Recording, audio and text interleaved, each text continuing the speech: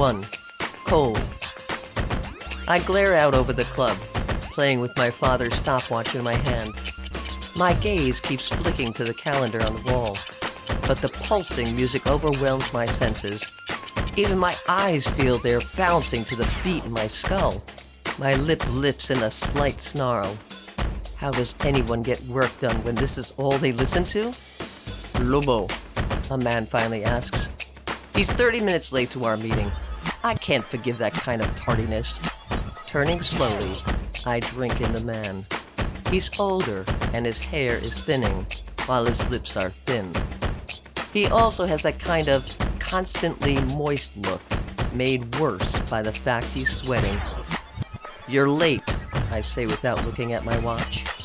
Well, timing can be difficult, you understand, Mr. Lobo, he says, wringing his hands out. You're late tonight, late on my payment. A shame, since you'd be a good man to keep around. I continue my voice soft, despite how harsh it is. That's not a nice joke, Lobo. All I have to do is call for men and... You won't, I answer, or I'll burn this entire club down just to enjoy the view. Do you think the colored lights will dance in the smoke? That people will scream louder than the music? I notice you keep all the secondary entrances locked, barred even.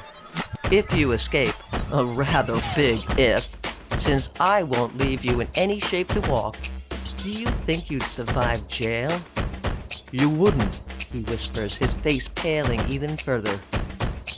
There's a shockingly long list of things I'd do. Best to keep me happy before I go. I roll out my neck and flash my gold-green eyes at him. Pharaoh. He stutters and whines about not having enough time to pay me back, and how badly his club is doing 100 lies. Then he mentions a hunter he can use, the kind of lawman who works just within the law, because the people he's after are always worse.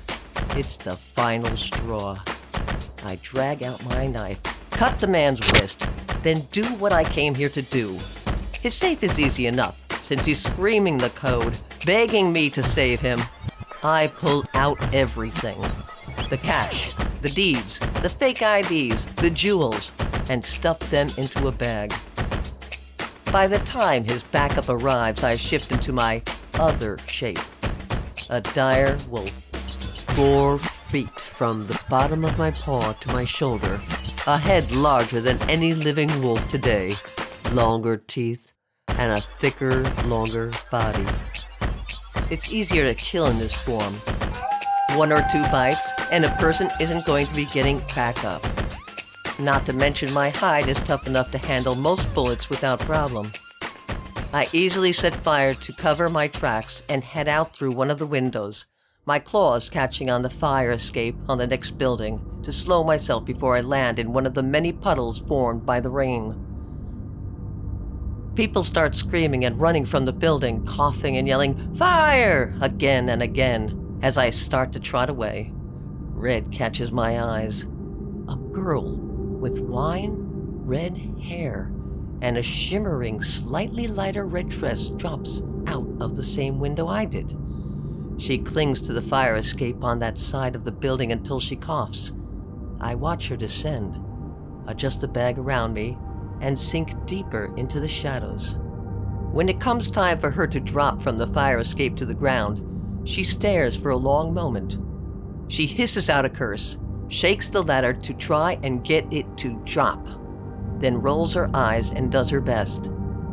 The second she drops, she yells and kicks off one shoe.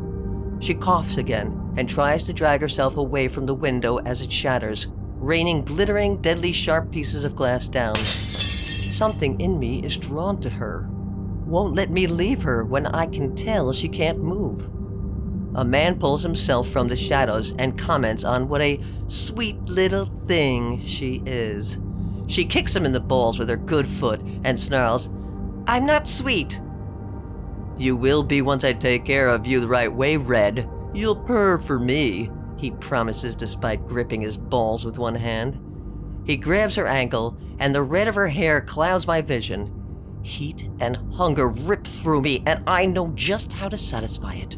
I throw myself at the man and tear him into pieces, welcoming his screams until he's little more than another puddle on the ground. Turning, I find the girl on the ground, somewhere between consciousness and dreaming. Releasing a howl, I walk to her, then gently bite her wrist, guiding her over my back.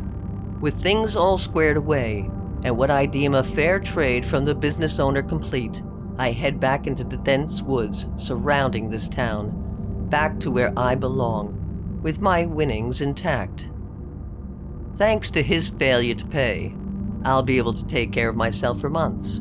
After all, off-the-grid living doesn't cost much, and now I even have a house guest to share my space. The girl's hair tickles the fur on my neck as I weave through the dense forest to my home. By the time she wakes up, she'll be comfortable. She'll see the gentleman air I can project with ease. And then we'll figure out why I can kill without reason until it comes to this not-so-sweet woman. My eyes flick to her again, the way the moon collects in her hair, how the shadows sharpen her face into something fierce and grim. Every wolf needs a woman in red.